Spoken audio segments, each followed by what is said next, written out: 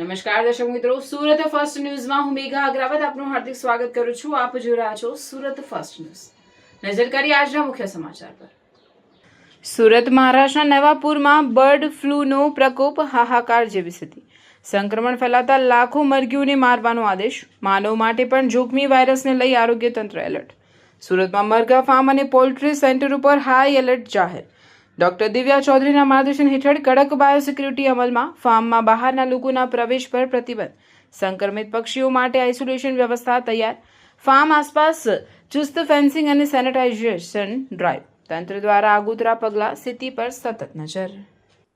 સુરત જિલ્લાના ઘનિષ્ઠ મરઘા વિકાસ ઘટક અંતર્ગત અહીં મરઘા ફાર્મ ખાતે અમે બર્ડ ફ્લૂ અંતર્ગત બાયોસિક્યુરિટી અંગે સાવચેતીના પગલાં લઈએ છીએ. ફાર્મમાં કોઈ પણ અન્ય વ્યક્તિનો પ્રવેશ પ્રતિબંધ છે તથા ફાર્મની શરૂઆતમાં અમે ફૂટબાથ રાખીએ છીએ, જેમાં જંતુનાશક દ્રવ્યનો ઉપયોગ કરવામાં આવે છે, જેથી બહારની વાયરસ કે કંઈ પણ અંદર પ્રવેશી શકે નહીં. તથા ફાર્મની આજુબાજુ અમે ચૂનાનો છંટકાવ કરીએ છીએ. બર્ડ્સનું 24 અવર્સ મોનિટરિંગ થાય છે. બીમાર વ્યક્તિઓને અલગ આઇસોલેશન કરવામાં આવે છે તથા એનું સારવાર પણ કરવામાં આવે છે.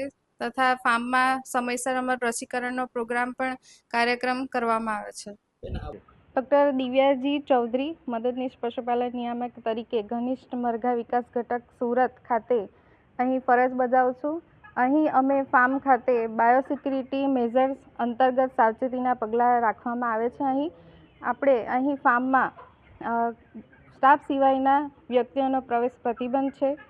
ફાર્મના એન્ટ્રન્સમાં ફૂટબાથ રાખવામાં આવ્યું છે, જેમાં જંતુનાશક દવાનો ઉપયોગ કરીએ છીએ, જેથી બહારના વ્યક્તિ દ્વારા અંદર રોગ ફેલાય નહીં.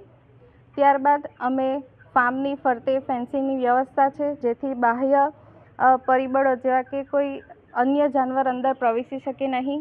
તેમજ ફાર્મની અંદર નિયમિત રીતે સાફ સફાઈ કરવામાં આવે છે.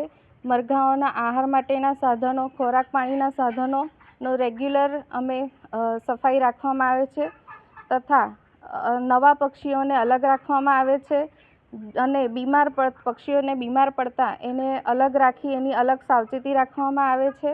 તથા અમે અહીં પક્ષીઓનું રેગ્યુલર વેક્સિનેશન પણ કરીએ છીએ.